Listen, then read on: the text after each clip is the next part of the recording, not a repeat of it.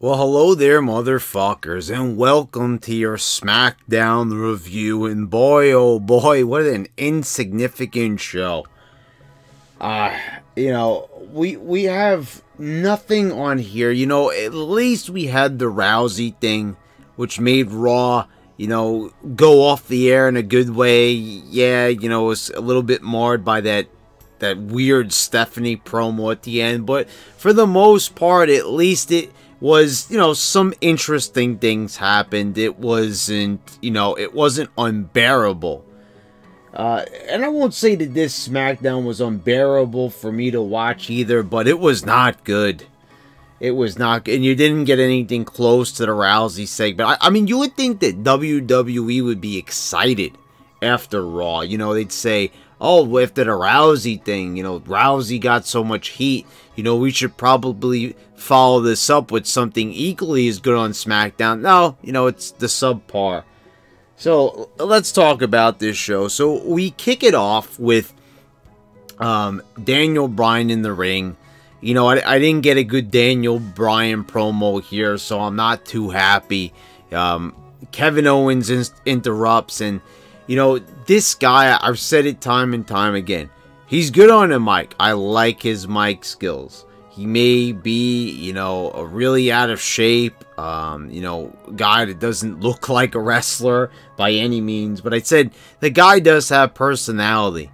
But when he is a babyface, apparently, and this is the weirdest transition to babyface I've ever seen. Take some guy that the Smarks are like really into in Kofi Kingston and replace him. And the funny thing is, the Smarks love Kevin Owens. So it's like a weird trade-off. Like, I don't understand like how you even weigh those two things. Like Vince McMahon's talking about box office. How do you even compare Kevin Owens and Kofi Kingston? How do you come to the decision? How do you come to that, like, just brain-grinding decision that Kevin Owens is, like, just so much more appealing and so much of a draw over Kofi Kingston? I guarantee you that just as many people are going to watch Fastlane that would have watched it had Kofi Kingston still remained in the main event. And the funny thing about this show is that New Day just briefly showed up, and it was like in a little thing. They were in Mumbai, India.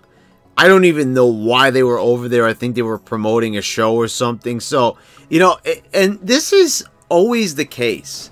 They're traveling to Mumbai, and why wasn't this ever an issue? WWE used to travel around the world too, like back in the 90s and the 2000s, but they always made sure that most of their talent was there when they needed them. But for some reason, that's not the case. Everyone's either doing something. There's always, and sometimes they're just not even used on the show, so it's not even a good excuse.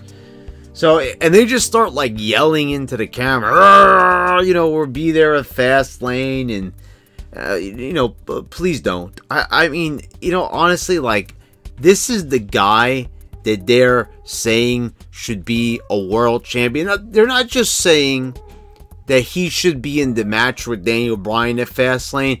They're saying this guy should main event WrestleMania. They're saying that he should win the title. Are you out of your mind? I mean, Kofi Mania.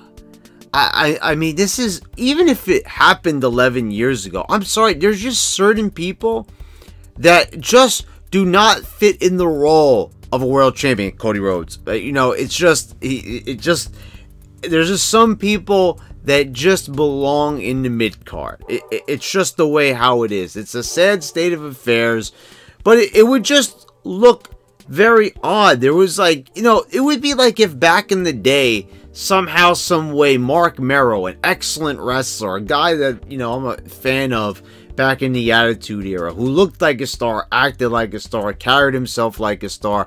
But if he won the belt from Stone Cold Steve Austin, I guarantee you the sound of millions of TVs turning off across America would have been heard. So, you know, there's just some people who are not made for that world title. I've said it time and time again. Not everyone could win the belt. I know it's all about participation trophies nowadays, but that's just completely ridiculous. So Kevin Owens is going like toe-to-toe with Eric Rowan like he's some type of badass, you know, and it's just, it dissolves into a fight. And I'm just like, you know, Kevin Owens is now this fearless guy, and he's like, oh, you know, Daniel Bryan's a jackass, and I'm going to be the one to stand up to him. So much generic shit in this promo. I'm like, just can't believe that, like, you know, the one thing that this guy had going for him, which was his mic skills, now he doesn't have it anymore. So now, you know, he doesn't have the look. You know, he doesn't have the mic skills anymore because now they're forcing him to do this, you know, babyface routine where he's just completely just boring. I mean, there's no other way to put it. He's just a boring fat guy now. Let's move on. So we've got The Miz defeating Jey Uso. You know, you get a little promo in the beginning. Can I ask a question here? Why is The Miz, a former world champion, having so much of a problem with Jey Uso? Because now he's in a tag team. So it's like, when someone gets in a tag team, it's like they automatically become weaker. Like, you know, he's wrestling John Cena, holding his own against Cena, holding his own against Daniel Bryan and all these other main event stars and everything like that. And, you know, and then all of a sudden he gets in a tag team and he could barely beat Jey Uso. He beats him by the skin of his teeth because there's like a distraction. Okay, you know, I think it's time that they pull the trigger already on Miz turning on Shane or whatever the case may be. I gotta say, I'm actually looking forward to that, because finally we will get the payoff to this storyline that is not paying off whatsoever. I mean, I don't know, like, where they got this from. Where to do a Miz, Shane McMahon tag team and have it lead up to... You know, you never heard of them just doing a tag team just so they could do a storyline. Usually it would be, it's a tag team, and then they turn on each other, or one member turns on the other, and that winds up in a storyline. Shawn Michaels and Marty Jannetty, for example. I mean, you never heard of where, okay, you guys are going to be a tag team and act like you're a tag team for a few months, and then you're going to pay off this thing that nobody even remembers that happened in Saudi Arabia at an event that we can't even say the name of anymore. It's just ridiculous. I mean, does anyone care about the story? Does anybody remember the World Cup even that this stemmed from? Then we get R-Truth, and I'll admit, I was finding this a bit funny, how R-Truth is like, you know, saying that he wants to be just like John Cena and defend the belt in open challenges. And guys, can I also just say one thing? Even though I love R-Truth and it's funny and everything, and he's being entertaining, like, they've turned this guy into a complete goof. Like, this guy had an edge to him back in 2011, even during the PG era. I don't know how you don't look at R-Truth like a guy who's like just shy of being 50. This guy is already, I believe when I checked his age, he's like 48, 49 years old. You know what I mean? He's just about as old as Kurt Angle. And I'm just kind of sitting here saying, like, why is he still playing the goofball role? People would take this guy seriously as a main eventer. They were actually starting to take him seriously as a main eventer, you know, quite a few years ago already now. So I don't understand all of a sudden, like, where it was something like after the Awesome Truth storyline, they just started making like R-Truth was this like lovable goofball who always got everything wrong, who always showed up for the wrong event, or he showed up too late. And then they kept running with this gag, and before we knew it, he was playing the same character for 7 years straight. To say it's tiresome would be an understatement. But you know, I'm just, I don't really like understand why every single U.S. champion or Intercontinental champion needs to do an open challenge. Do you know why that is? Because R-Truth doesn't have a storyline. He doesn't have a feud with anybody. And that's been the same thing with Seth Rollins. They couldn't find anybody else for him to feud with besides Dolph Ziggler for the 1000th time. So what did they do? They kept doing open challenges for him. When they did it with John Cena, it made sense because he was trying to give like the younger guys a chance, and that was good and that was appealing, you know, while it was happening. But you know, the open challenge, it can't be like everyone's issuing an open challenge. Rousey's issuing an open challenge. Seth Rollins is issuing an open challenge. You know, every wrestler that wins like a belt is doing an open challenge all of a sudden. Just, and it'll always lead to a random match. So first Samoa Joe comes out, then we got Andrade, and we've got Rey Mysterio, and we got a Fatal 4-Way, and Samoa Joe wins it. And like, I'm just saying to myself, why not give it to Andrade? Like, I don't get it. Like, you look at Samoa Joe and you look at Andrade, and I know that there's going to probably be a lot of people in this video, they're going to put in the comments, oh, it's Samoa Joe. Samoa Joe is way better than Andrade. You know, you're getting, and I'm just saying, like, I've seen Andrade in the ring. He's more impressive than Joe. He's got a better look than Joe. He's in shape, for fuck's sakes. And I'm just saying, like, after the match, Samoa Joe cuts a promo. And, you know, it's intense and everything, and I'll give him that. But for people like me that have been watching Samoa Joe since Ring of Honor and TNA, I've said this. Samoa Joe's been cutting the same promo now for 17 years. It's time to give it a break already. I mean, it's always the same thing. You know, he'll just scream into the mic, constantly super intense. I'm sorry, that's not having a character. He's just ranting and raving already with like, no, he has no character. What is his character? Or he's a badass. Okay, well, you know, he's the only Samoan that doesn't have any ties to anybody on like in the Rock or you know, or Rikishi's family. You know, and like, this is just an unnecessary Samoan. I'm just gonna basically put it like that. I do not see any appeal in this guy. I never saw the appeal of him in Ring of Honor, and definitely in TNA.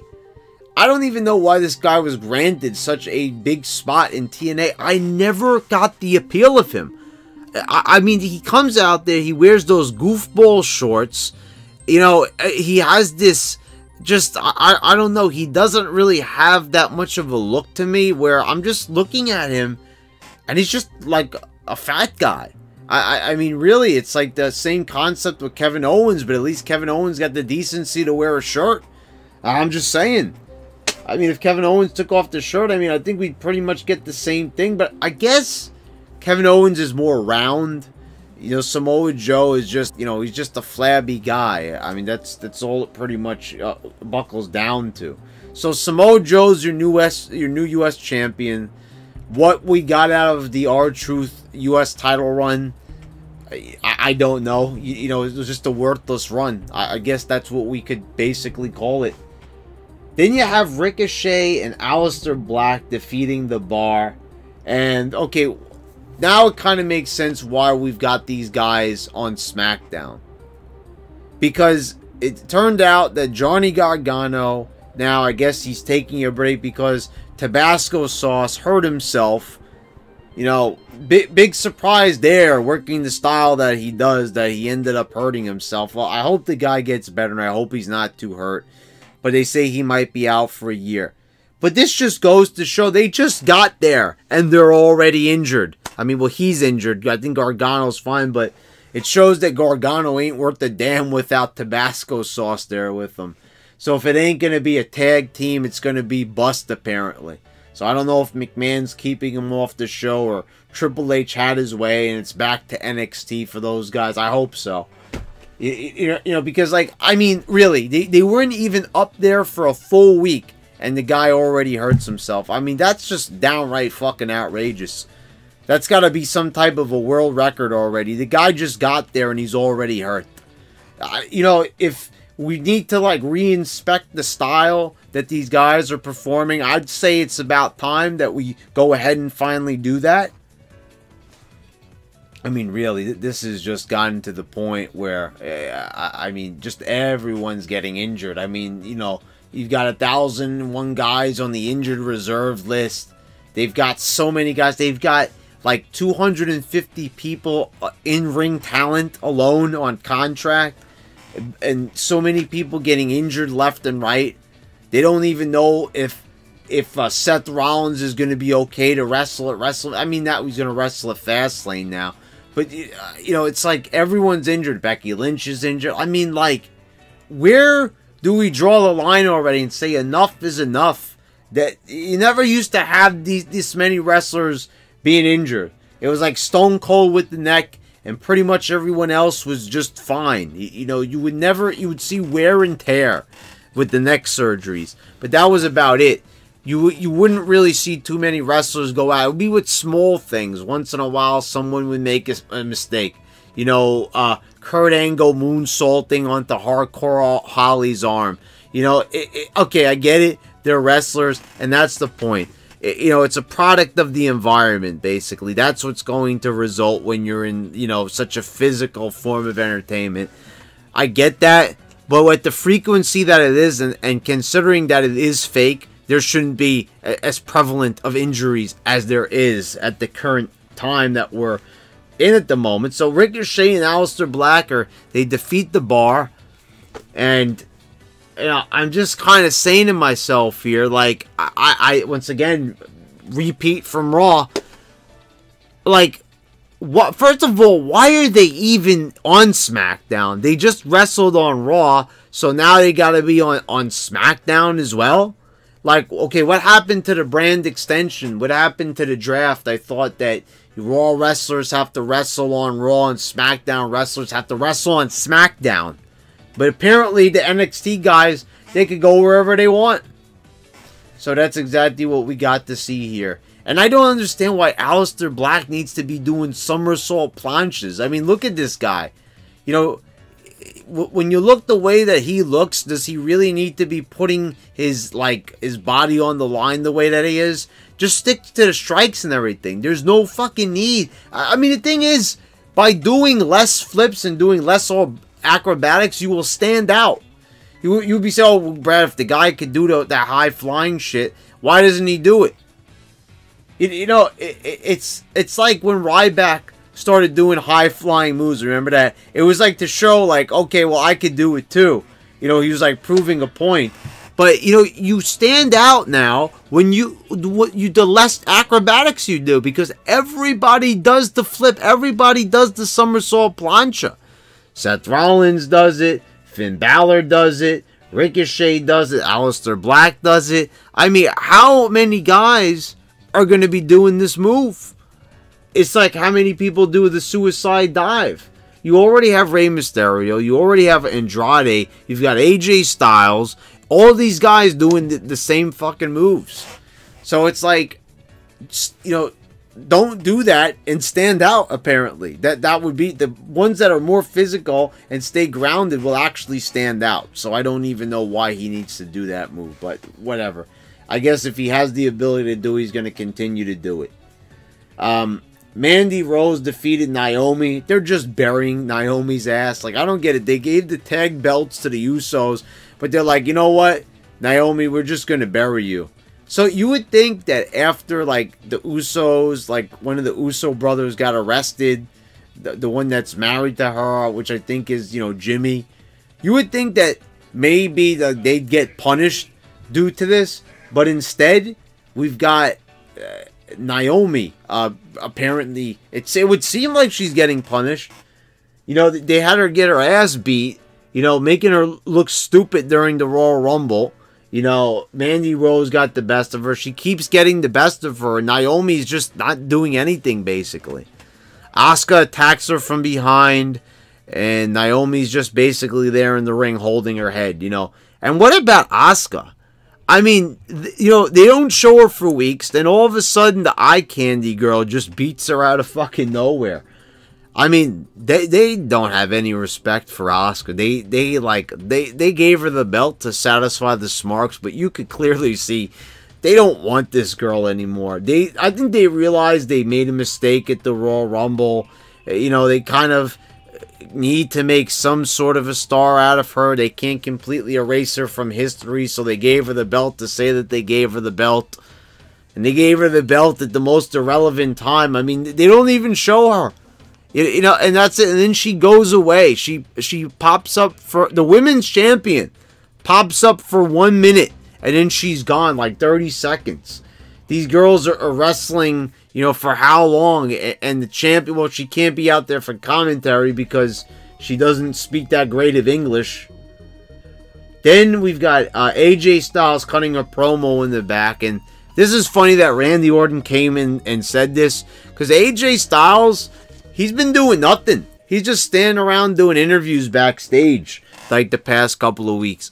He's not going for any belt. He's not involved in any feud. Well, the feud with Orton, but, you know, he's sitting around talking about Kofi Mania and everything like that, and he took the opportunity away from Kofi, but then again, Kevin Owens has to take an opportunity because they don't, like, what? Like, you know, oh, I'm happy for Kofi, but then, you know, I can't really blame Kevin Owens, and then Orton says, are you really talking about somebody else deserving a shot?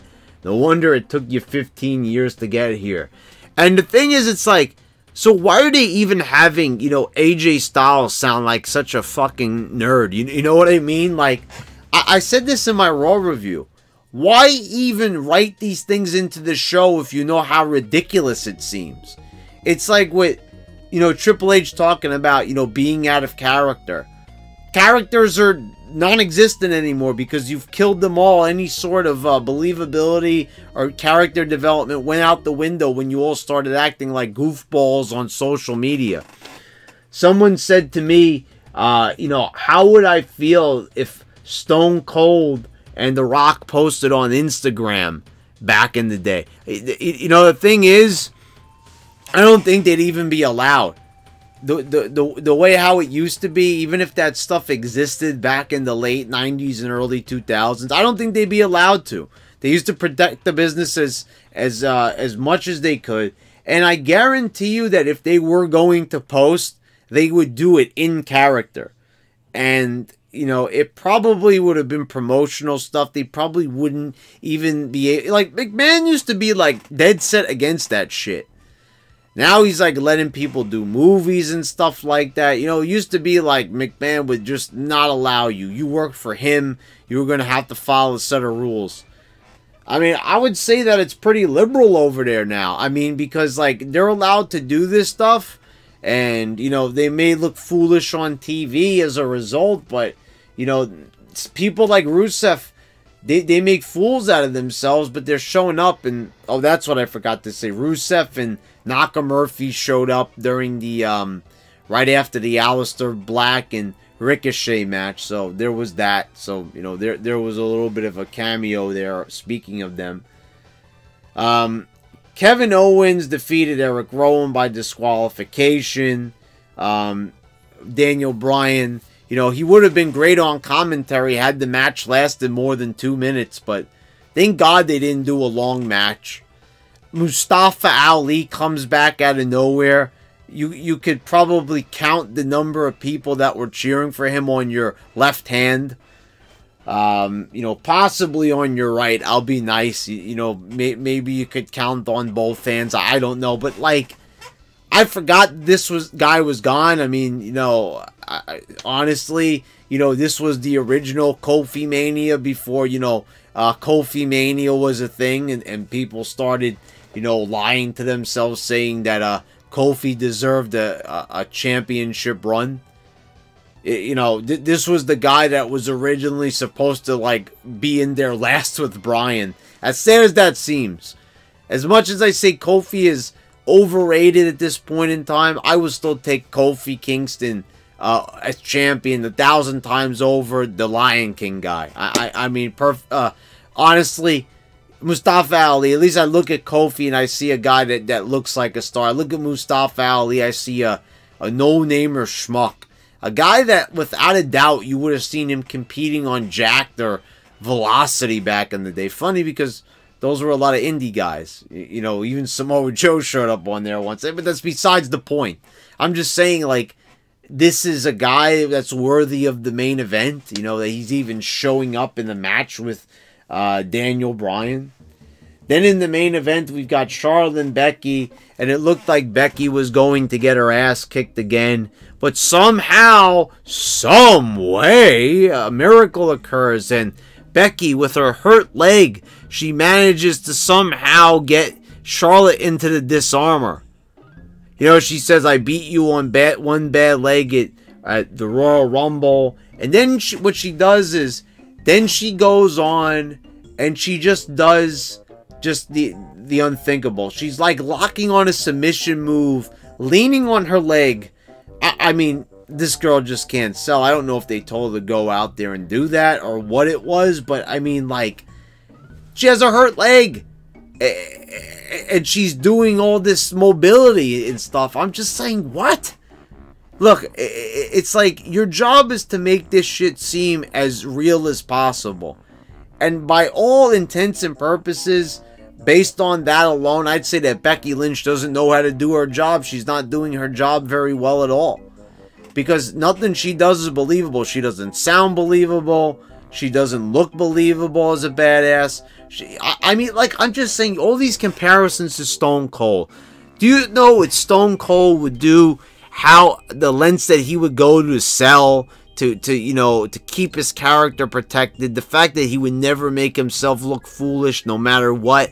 He always acted, you know, like a star, carried himself like a star. If you're comparing Becky Lynch to him, I'm sorry, you're out of your mind. I know I've mentioned this for a number of months over numerous reviews and videos, but it really does anger me when I see people like doing this comparison, because it's just so far off. It's almost disrespectful to a guy that has given us so much in Stone Cold Steve Austin to compare him to this, you know, 2-bit copycat.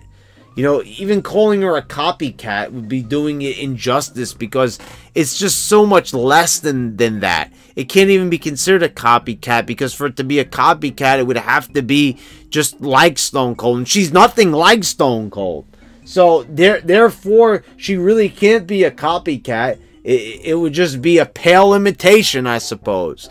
That's what you can refer to it as. An attempt to imitate somebody and failing greatly at it to the point where it's almost unrecognizable, aside from a few things like head swivels and, you know, leather clothing. You know, like, that's about it.